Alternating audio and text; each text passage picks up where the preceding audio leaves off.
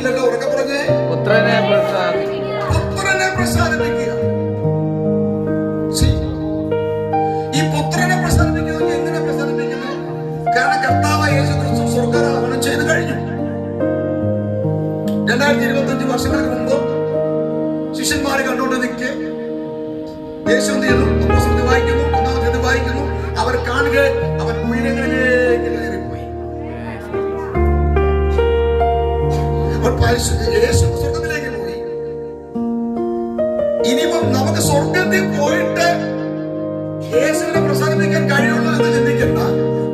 പകരം യേശു അവിടെ ചെന്നിരിക്കുന്നു.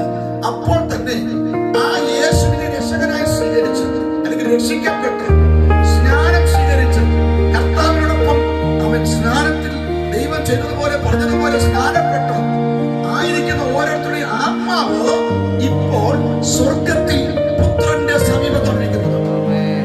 നിങ്ങളുടെ ശരീരം കൊണ്ടിരിക്കുന്നെങ്കിലും നിങ്ങളുടെ ആത്മാവ് കൊണ്ട് നിങ്ങൾ ഇപ്പോൾ പുത്രന്റെ അടുക്കലാണ് ഇരിക്കുന്നത്.